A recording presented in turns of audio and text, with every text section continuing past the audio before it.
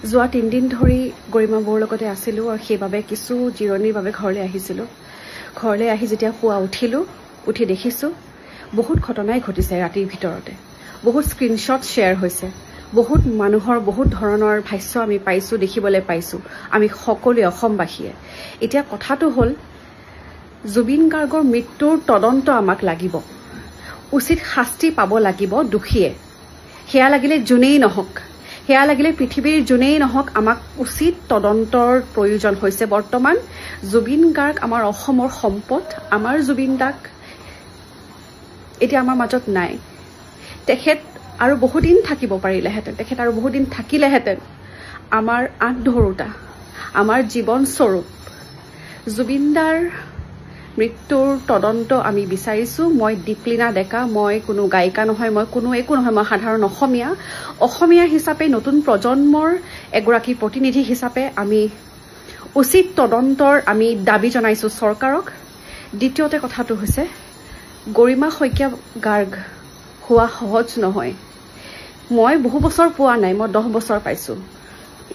যোৱা 20-30 বছৰৰ পৰা তেখেতে জুবিন গাৰ্গ নামৰ এই সত্তাজনক বহুত লালন পোষণ কৰিছে। পত্নী হিচাপে নহয়, মাতৃ হিচাপেও। এগৰাকী মাতৃয়ে শিশু এটিক যেনেকৈ লালন পোষণ কৰে, যেনেকৈ মৰম কৰে, যেনেকৈ যত্ন লয়, শৰীৰটোত এটা দাগো আহিব নিদিয়ে, এটা একচিকুট কিবা পৰিবও নিদিয়ে, তেনেকুৱা হৈছে আমাৰ গৰিমা বৌ।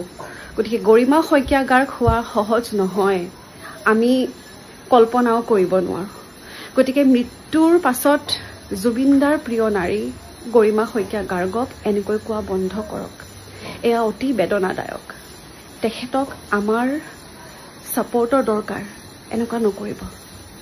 আৰু তৃতীয়তে কথাটো হৈছে মই উঠি দেখিছোঁ, কালি দেখিছোঁ গুৱাহাটী ইউনিভাৰ্চিটিৰ এগৰাকী ছাত্ৰী শিৱাংগী ভট্টাচাৰ্যী, খুব সম্ভৱ মই ভুলো হ'ব পাৰোঁ, তেখেতে কিছু কথা কৈছে জুবিন গাৰ্গৰ বিষয়ে। জুবিন দাৰ কথা বহুত কৈছে, বহুত এবিউজ কৰিছে। তেখেতক মই অনুৰোধ জনাইছোঁ, মই দীপলিনা ডেকা এগৰাকী সাধাৰণ অসমীয়াই মই অনুৰোধ জনাইছোঁ, মই দাবী জনাইছোঁ তেখেতক ইমিডিয়েটলি বহিষ্কাৰ কৰক। গুৱাহাটী ইউনিভাৰ্চিটিৰ পৰা নহয়, গোটেই অসমৰ পৰা। আমি তেওঁৰ পৰা কাৰোৰে পৰা জুবিন গাৰ্গৰ বিষয়ে তেনে কোনো শব্দ নুশুনো। ধন্যবাদ।